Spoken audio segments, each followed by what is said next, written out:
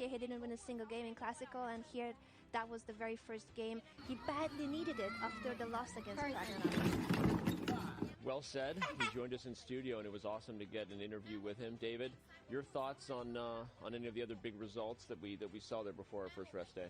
Yeah, my one big thought is that classical chess still but Vaishali, I'm going to say.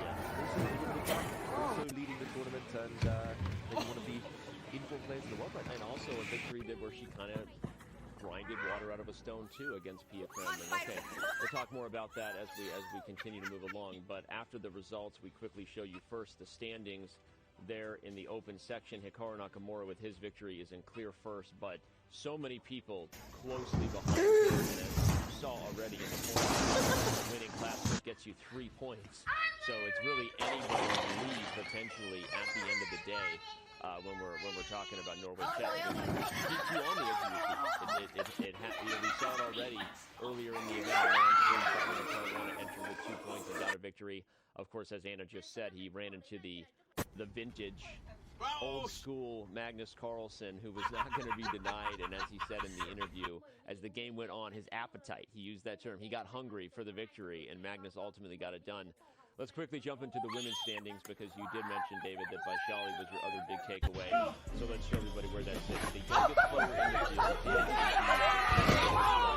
Pia Kremlin, in a rook ending that, frankly, was kind of a boring game all game, but that's how the great players get it done. And sometimes that's even more impressive than blowing someone off the board to see a young player like Vaishali do what she did. And Anna, she's in the lead by 2.5 points now over world champion. Oh man, there's a horse driving the car. It was absolutely crazy, and as you mentioned in the introduction to today's round, she has had this streak going on from the end of the candidates tournament in Toronto a month ago, where she won 5 games in classical chess, and here the first 4 rounds, winning some in classical and drawing some, but never losing a single game. A 9-game streak against extremely strong opponents. When they think he'll stop her will be the main question. But based on Vaishali's form, I think she is very safe and sound on that first spot. When was the last time you had 9 straight classical games without a loss? It's been a while, Danny. It's been a few years longer than I can remember. Definitely not this level.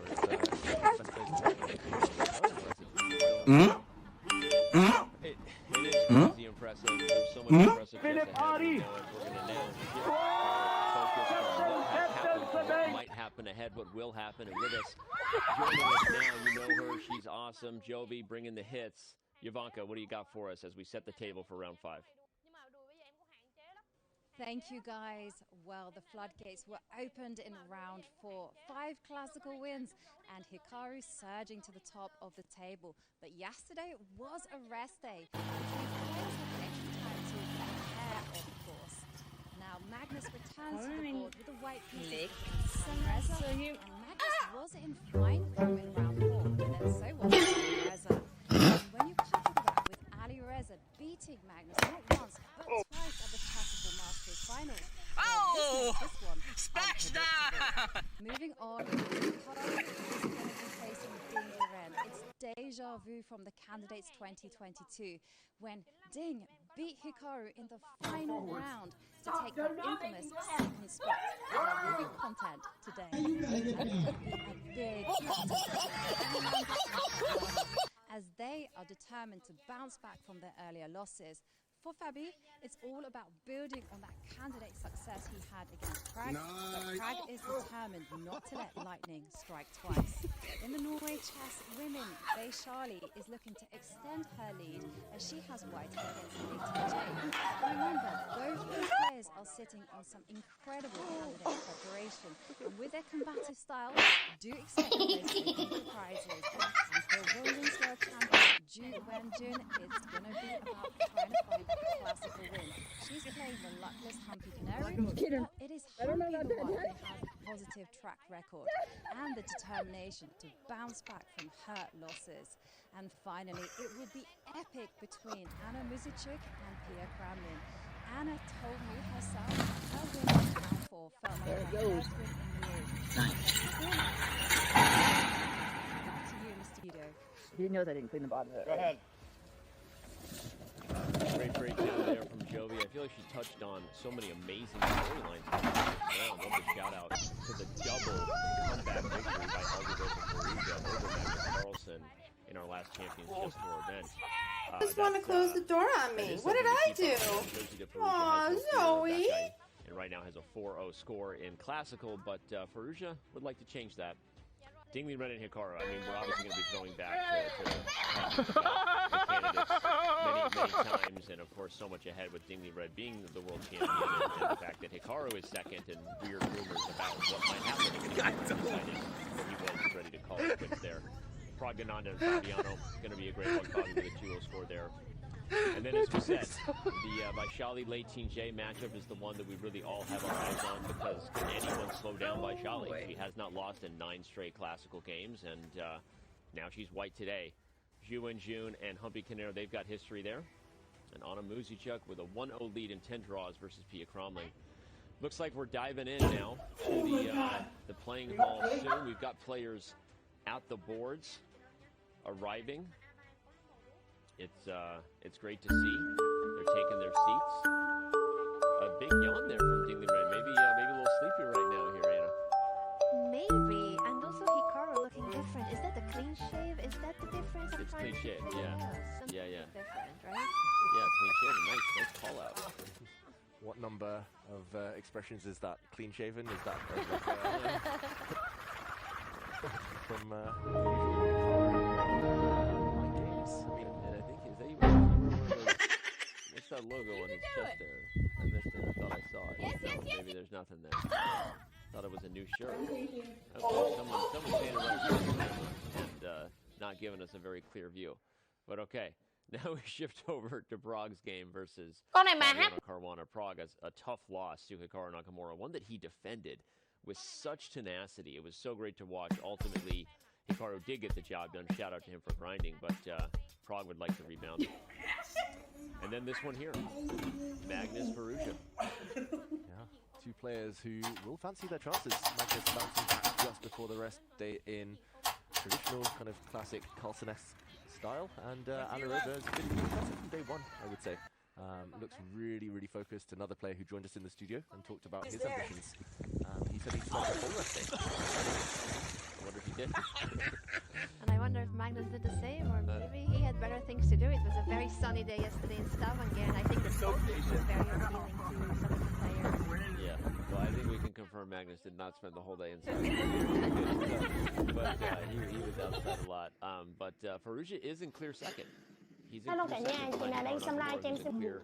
clear first. So of the two guys there, Faruja's actually leading, and as we've said, he's played great classical chess so far. If you've been watching the whole event, you know that he's had some interesting results, a weird Armageddon flagging experience, not something you see every day. But look at that kid getting ready to make a move. You kidding me? He's standing next to the GOAT.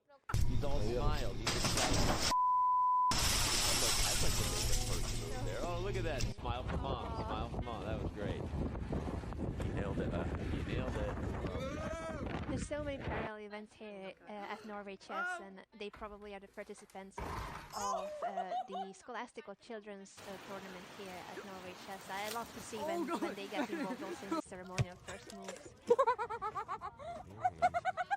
E4 on the board in this one, not yet taken back by Magnus Carlsen. He's adjusting his pieces with a smile on his face. Will he take the pawn back, or will he leave it there? Oh, he's leaving it for now. Well, ultimately, he'll have to, I think, to reset the DGT board. I think whether Magnus remembered that the arbiter told him, or he was leaving it for the young fan. You have to reset the DGT board before the clock starts. That's a pro tip. Otherwise, you will debunk the feed and cause chess.com tech problems. Don't do it. Anyway, no, you got it. No, and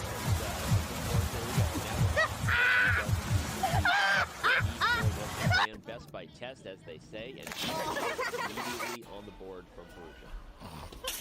It's an interesting start to this game. Faruja clearly in a solid mood. He's been experimenting with all sorts of Sicilians in recent times, but often when he wants to take big risks. And we see the Roy Lopez, the Spanish opening, Anna. Very classical stuff, and the dreaded Berlin. It is The Berlin, oh Berlin, we love you, Berlin. What will Magnus Carlsen do to not go for That's the why I'm Berlin filming, game? right Because there. I think he will avoid That's the why I'm block. What are filming. his options? Will he play D3? No, Because no, maybe he's not inviting it. avoiding it. Okay. Inviting it. Okay, that to me is a surprise. I would have thought that he would go for D3 instead. And we'll definitely talk about that when we get to some analysis. But right now, let's get to the bird's eye view. But I agree, and that's really interesting. Actually, David will let you break down why so many players prefer D3 when they want to avoid the misfortune lines. But maybe Magnus came with, you know, these guys all have a bit of a trick up their sleeve, right? They've still got some novelties in the mid-20s in some of these forcing lines. So I'm not going to say that Magnus did this because he's inviting equal play or wants Armageddon just yet. I think that Magnus might have something he prepared and brought to the table. But all right, we look around. Some slow starts on some of the other boards. We have another Tarash-looking move order. That's an interesting one there between Dingley Ren and Hikaru Nakamura.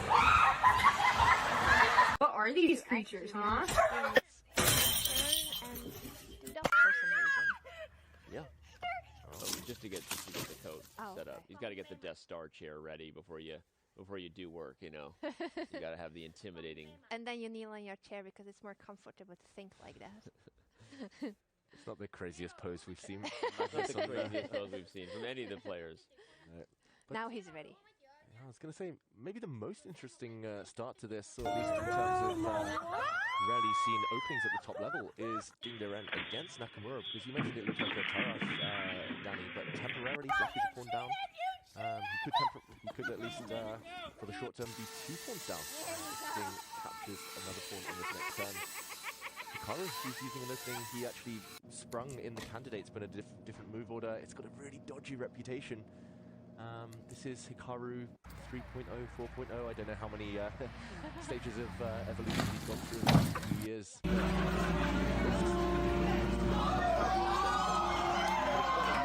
It is Hikaru 3.0, whatever you want to call it, 4.7, whatever the update is to Hikaru Nakamura at this point in his career. But for the most part, we've seen Hikaru guess well against his opponents, right?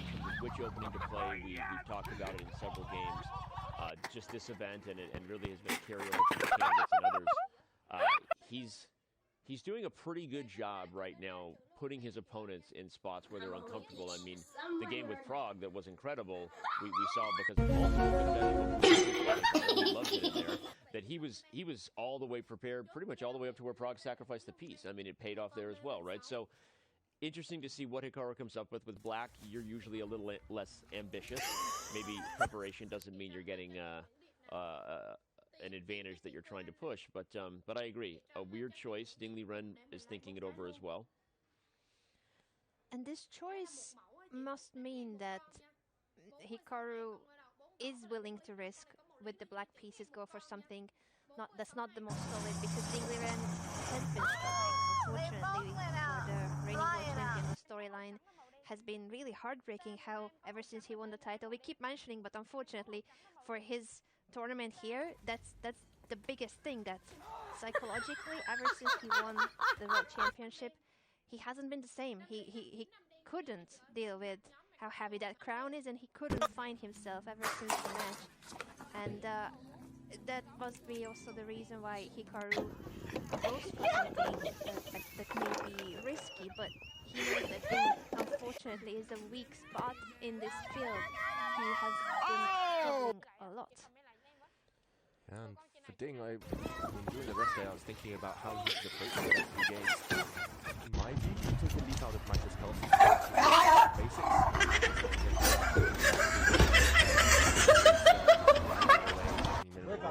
For Ding, going back to his basics, great opening preparation, but he also just has to play positions. It feels like he's forcing the issue too much. This tension maybe getting to him, and interesting here that Hikaru is the one to. You have to like run. Oh god. Maybe just do a quick breakdown of the first couple of moves. Yeah, let's do it. Because already on move 3, or just past move 3 now, Ding thinking for quite a decent amount of time. D4, D5, we see the Queen's Gambit, one of the most historic openings in chess, and Queen's Gambit Series 2, just announced by Netflix. C5, Black plays the Queen's Gambit. By the way, don't say things like that. Because if someone's going to clip it, and then they're going to be like, wait, is that serious? And they're going to get a million questions, and I'm sorry, go ahead. I'm half joking. No, you can say whatever you want. We're playing Beth Harmon. Have you not heard? Yeah, exactly. So, fake news. It's just Hikaru insisting that Black is the one actually. Oh look, this cucumber's red. Really rare move at this top level. You often see Black support the center or take the advantage in C4, but instead, showdown in. Alright, get on, Mom, without getting wet. Hikaru says, no, I will not bring my crew up too early. I must confess, I've never studied this position before. Here's what I should be doing. I would be tempted to do is simply take this pawn and how to prove compensation. But just to jump into assuming Hikaru, based on one of the games he had against Prague, the candidates tournament, he would take this pawn. Something very similar to that game where Hikaru actually beat Prague on the black side of this type of opening. Except here White has an extra pawn on C5. Black, I guess in compensation, has a bit more development. And knight b4, knight c2 ideas. Either way, it feels like White's not risking. This is one of the main lines, and here White can play. Black can play knight to b4.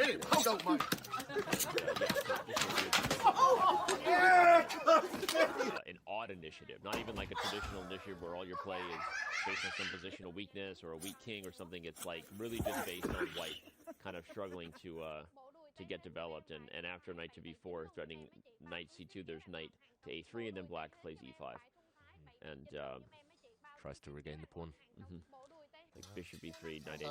Anyway, a little bit of oddness happening here, and one thing's for certain, Hikaru has studied this morning, and Ding unlikely to have done. Knight c3 is the move, so he's actually inviting a transposition to a Tarash, maybe, Danny, as you mentioned earlier, even a Grunfeld defense after knight takes d5, for example, if White were to play the move e4. Go! Or semi-Tarash would be to play the still so flexible. And interesting mind games at this early stage. Ding playing maybe the safe move. Yeah, it's not a bad idea with an opening like this, that you go for something that could transpose to a variation that you know more. So in that sense, I think he went for the most pragmatic, most practical decision, the one that he's comfortable with, and he's not trying to play against Hikaru's engine. Good decision, Danny, probably. Yeah, it's interesting. I think from a practical perspective, you both kind of made that point. Not going up against the Hikaru's engine, guiding the roads back to the highways that most people travel on. Like, hey, you're trying to take me into some back road here where we're about to get lost in the Norwegian hills. And beautiful as they are, I'm not into it, right? And like, jokes aside, that's kind of the thing. There are sometimes moments where you just pause. And Oh my God! I'm just gonna get back on the highway where we all know how to drive, and whether it's a mainline Garage or a transposition to the Grunfeld, especially when you're struggling a little bit with form, probably the right thing to do there from Ding, and from a practical perspective, makes a lot of sense. So, all right, let's back up again and take a look at 1000 and see what's going on in maybe some of the other boards here. All 6 games are underway. This is round 5 of Norway Chess and Norway Chess Women. The Catalan over there between Prague and Caruana. Oof. Lots of theory between those two guys in that position. A very deep theory in that one. Carlsen against Ferrugia. It's no Berlin endgame, but it is a relatively symmetrical position. Vitality engaged. 4 knights, Spanish. Queen's Gambit accepted. 200 from and Grambling can say Rosalino Sicilian / Open Sicilian hybrid. Oh! Place to go right now. It's just the most developed game. Oh wow! Yeah, indeed. Black has just taken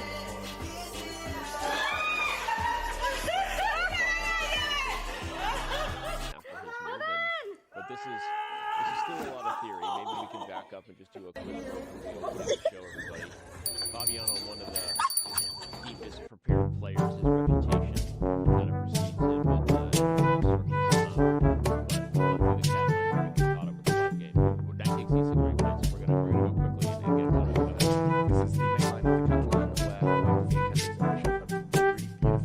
bishop on g2. Temporarily black can pawn up, but that pawn disappears to the e6 square and taking some time. And just to catch up with the calculations, the 8 pawns literally been dozens and dozens of looks about the 6-7 position.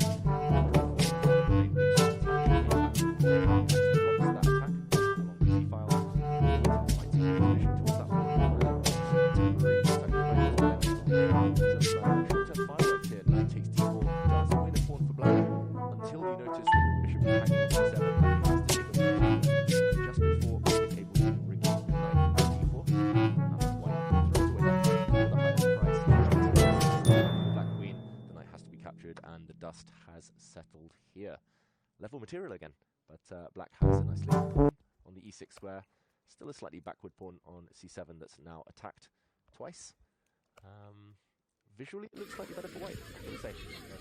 Really both players have done their homework. Yeah, I think from the time invested in these first couple of moves, it does seem like both of them kind of expected this variation, or both of them have prepared for this line. A little bit more time here once we have reached this position. But I think he's prepared. I think he knows what he's doing, and now that the pawn is hanging on c7, most likely he will push that pawn. I would assume pawn to c5. That will be a 2-in-1. The pawn is no longer to be captured, and it's also doing much better on c5. It's not a backward pawn anymore. I actually kind of like how it's a 3 versus 2 for black on the queen side. So even though black has this weak pawn on e6, black is doing better structure-wise than the queen side, and white is not harder to create a passed pawn. I love that point. Yeah, and it's also true that the e6 pawn, as weak as it is, it's not the easiest pawn to target, right? You don't have an open file.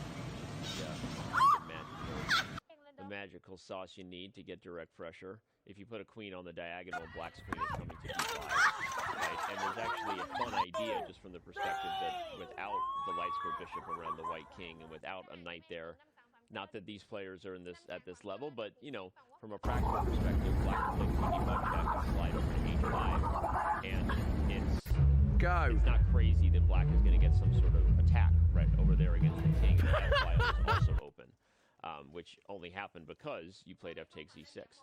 So it's an interesting position. Fabiano, yes, a little bit down on the clock, but he is as deeply prepared, especially in these variations of the Catalan, as anybody. So he's going to pause 10 seconds for station identification on the Fabiano Caruana opening preparation network. That's what he's going to do. He's going to reach into the bag and shout out his sponsors, and then he's going to dive in.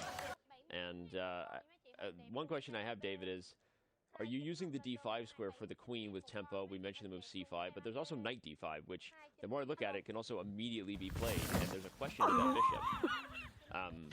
And if you go to e5, black continues to have some moves there. So, dead equal for this one, but not because we won't have a fight. And as we always say, fans, if you're just tuning in, it doesn't matter if we get a draw. It's more than chess. I'm excited to see that. I'm excited to see just how far down rabbit hole goes with Bobby's pressure. By the way, he's not the only one keeping prepared. Prague hasn't been in the board because he's also playing both at this line. Prague lives down at 86. So, gonna be who goes deeper? It's interesting in their head-to-head. They met just over a month ago. When Prague opened with e4. It was quite painful game to Fabi. He just outplayed from start to finish. And, now Prague has mixed things up completely. No more slow maneuvering, no slow build-up. It's right down a main line here, Anna. Maybe learning, still trying new things at least against these really elite players. I think that's the case, and I really liked his answer when Danny, you asked Prague about how does it feel to face a field like this, and that if he feels like he has the experience, and he was very sure and very determined about that he belongs here. These are his opponents as another day. It's kind of way that it's no longer new to him. And he already feels like playing Magnus today and tomorrow Fabi. Yeah, he's with Hodge, and he's got the great sports mindset to go with it. We talked about it. Thank you for finding that video and sharing it with me. Maybe I'll grab the link and share it with Chad. It might have been somebody's home. Breakdown of the training Prague is getting on a mental, the mental fitness going on there, right? For Prague to be in the best state of mind. Super impressive. It's not by accident that you talk to him and you go, way more mature beyond his years. Wise beyond his years for sure. So, all right. We're going to let Fabi think about this. We'll come back to it. Let's jump over to Norway Chess Women for the first time today. Going back to the bird's eye view, we take a look. I think probably all roads should start and end with Vaishali right now until otherwise notified. Vaishali, the youngest player in the field, leading by 2.5 points over Zhu Wenjun. She's right now with the white pieces against Lei Tingzhe and what was, I missed the very beginning, whether it was a 4 knights or a Lopez, but either way it transposed into a 4 knights with that bishop d6 line. So let's jump in here by Vaishali and Lei Tingzhe and see where it's at. Yeah, let's jump into that game with our leader right now. It's one of the strongest women in the world, her opponent Lei Tingzhe. Vaishali did, if we go back from the start, jump in with a 4 knights. Oh my God! But, did transpose into the 4 knights to b5 to pressure the black knight to attack the pawn on e5. Rồi con này là mã A8. Bishop d6 was the reply. This isn't the most forcing. There are several healthy ways for black to approach this opening, but it's normally regarded as a move you play if you want to keep the tension, if you're trying to outplay a kind of lower rated opponent, and if you just feel that you want to postpone the tension away from the opening. No forcing lines here, d3, but then knight d4 jumps in, and this is a very common move on the previous turn. It looks a bit awkward with this black bishop sitting on the d6 square. The idea is to simply get the knight off the board, and after a set of exchanges, Vaishali's currently mulling over where to retreat her bishop. Both squares viable here. A4 looks a bit scary because you might get hit by a check. This looks a bit... It looks like you won your bishop, but luckily not. Yeah, luckily not. What do we think? Let's go through Vaishali's mind. It looks like she... Both players maybe slightly surprised. Yeah, I wonder who expected what for the opening stage in this game, because they are spending more time than usual, especially Vaishali. She has been so well prepared in the previous rounds that she barely used a single second in the first many moves in some of her games. At the same time, it might just be that they didn't expect this variation for today, but obviously it's part of their opening repertoire, so they have analysis on it, they have preparation on it.